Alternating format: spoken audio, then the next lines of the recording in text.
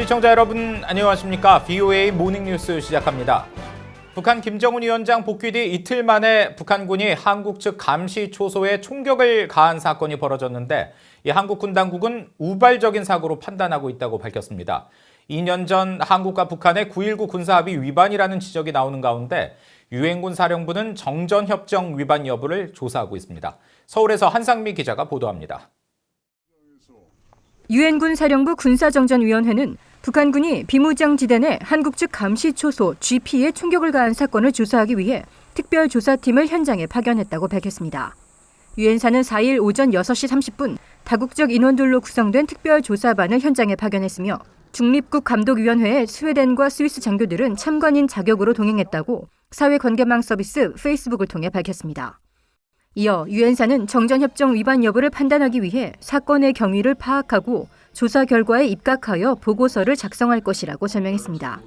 리 피터스 유엔사 공보실장은 전날 VOA에 유엔사는 이번 사안을 파악하기 위해 한국 합참과 긴밀히 협조하고 있고 계속해서 상황을 감시하고 있다고 밝혔습니다. 이런 가운데 북한군이 한국군 GP에 쏜 총탄은 14.5mm 고사총 총탄인 것으로 알려졌습니다. 한국 군 당국은 GP 외벽에서 발견한 탄두 4발과 탄흔 등을 근거로 북한군이 한 번에 3-4발씩 발사되는 기관총류를 사용했으며 한국군은 10여 발씩 2번, 총 20여 발로 대응했다고 4일 국회 국방위원회에 보고했습니다. 또 북한군 교대 시간대 총격이었으며 안개 낀 날씨, 북한의 정세 등을 고려해 우발적 총격일 가능성이 크다고 보고한 것으로 전해졌습니다. 하지만 전문가들은 한국 정부 당국의 이 같은 입장이 북한과의 대화를 염두에 둔 발언이라고 지적했습니다. 마지막에 총기 교체 시간이기 때문에 우발적 실수가 있었을 것이라는 설명조차도 사실 총기 교체 기간에는 더더욱 그러한 실수를 유의한다는 점에서 정부가 내놓은 설명의 설득력은 낮다고 봐요. 이번 사건은 지난 2018년 남북 정상회담 당시 맺은 9.19 남북 군사합의 위반이며 한국 군과 정부 차원의 항의가 필요하다는 지적도 나옵니다. 명백히 정전협정의 위반이고 또 남북 정상이 합의하고 한 9.19 군사 합의에도 정면으로 위반하는 거거든요. 이건 우발적으로 일어난 거니까 없는 일로 덮어줄 수 있어. 그렇게 그냥 일방적으로 할 일은 아니지 않냐 이렇게 보는 거예요. 문 전 차장은 유엔 사령부 측의 조사가 시작된 만큼 객관적인 판단 아래 재발 방지 약속 요구 등 관련 조치가 제대로 이뤄져야 한다고 강조했습니다. 한국 당국은 북한 측에 설명을 요구하는 전통문을 보냈지만 아직 답신은 오지 않은 것으로 알려졌습니다. 전문가들은 도발하면 후과가 반드시 따른다는 점을 북한에 알려줘야 한다며 면죄부를 주면 줄수록 지속 가능한 평화는 더욱더 어려워진다고 말했습니다.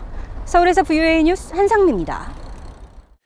건강 이상설이 돌았던 북한 김정은 위원장이 20일 만에 재등장하면서 미국 내에서는 북한의 권력 변화를 대비하는 계기로 삼아야 한다는 지적이 나오고 있습니다.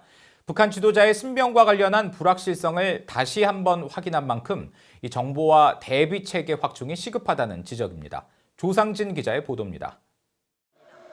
북한의 김정은 위원장이 지난 주말 3주 가까운 잠행을 깨고 공개 활동을 재개했지만 미국 워싱턴에서는 이를 북한 지도부의 안정성으로 받아들이기보다 어떠한 북한 권력 구도 변화에도 대처할 수 있는 면밀한 관찰과 비상사태 대비 계획이 시급하다는 지적이 잇따랐습니다.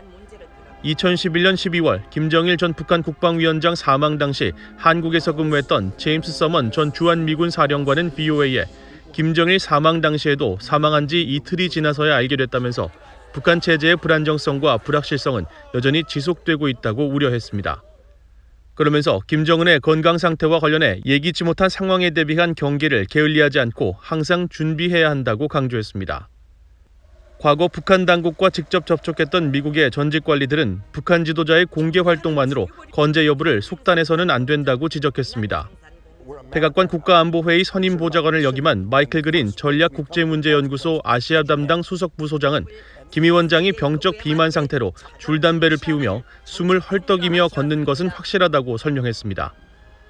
김 위원장의 재등장만으로 그의 건강 상태에 대한 의혹이 완전히 해소된 것은 아니며 의혹이 여전한 만큼 불확실성이 커질 것으로 보고 북한을 주시해야 한다고 밝혔습니다.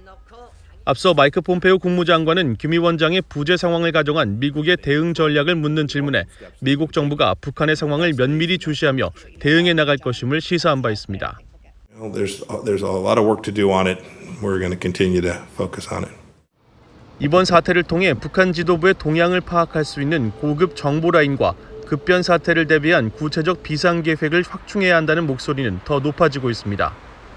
켄트 칼더 존스 호킨스 국제관계대학원 동아시아 연구소 소장은 북한의 핵무기와 장거리 미사일 능력을 고려할 때 이번 상황은 미국과 한국, 일본 당국과 군의 더욱 체계적인 급변 사태 대비 계획이 필요하다는 사실을 분명히 보여줬다고 지적했습니다. 그러면서 이번 경험을 통해 북한 권력 승계 시나리오 개발과 김씨 일가를 중심으로 한 정권 최고위층의 대인관계 네트워크를 이해해 실제 급변 사태 시 상황 파악과 변화에 가장 먼저 대응해야 한다고 강조했습니다. VOA 뉴스 조상진입니다. 마이크 폼페오 미 국무장관은 북한 김정은 국무위원장의 잠적과 재등장에 상관없이 북한의 핵무기 포기라는 미국의 임무에는 변화가 없다고 거듭 강조했습니다.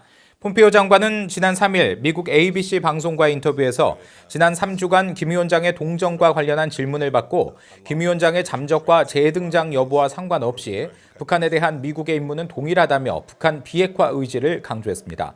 폼페오 장관은 특히 미국의 대북 임무와 관련해 북한인들이 핵무기를 포기하도록 설득하고 이를 검증하며 북한 주민들에게 밝은 미래를 만들어주는 것이라고 설명하고 이는 도널드 트럼프 대통령이 취임 이래 집중해온 일이자 우리가 앞으로 계속 노력할 일이라고 덧붙였습니다. 폼페오 장관은 이어 한반도 비무장지대 감시 초소에서 발생한 북한군의 총격 사건에 대해 우발적이었을 것으로 생각한다면서 최초 몇 발의 총탄이 북한에서 넘어왔고 한국 측이 대응 사격을 했다는 보고를 받았으며 우리가 말할 수 있는 것은 양측 모두에 아무런 인명피해가 없다는 점이라고 말했습니다. 신변 이상설이 나돌았던 북한 김정은 국무위원장이 20일 만에 공개석상에 나온 것과 관련해 김 위원장의 재등장은 대내외적 효과를 극대화하기 위한 의도된 연출로 보인다고 한국 내 전문가들이 분석했습니다. 김진무 숙명여대 교수는 김 위원장은 국제사회의 건강 이상설이 북한에 유입되는 것을 막기 위해 공개 행보에 나선 것으로 보인다며 미국이나 한국 정부가 자신의 신변에 대해 상당 부분 파악하고 있다는 점을 알고 재등장 시점을 잡은 것으로 추정된다고 말했습니다. 통일연구원 조한범 박사는 김 위원장이 재등장 무대를 순천 인비료 공장 준공식으로 잡은 것은 경제 성과에 쫓겨 애민 지도자 이미지를 부각시킨 것이며 담배 피우는 모습을 공개한 것도 건강 이상설을 반박하기 위한 연출일 개연성이 있다고 지적했습니다.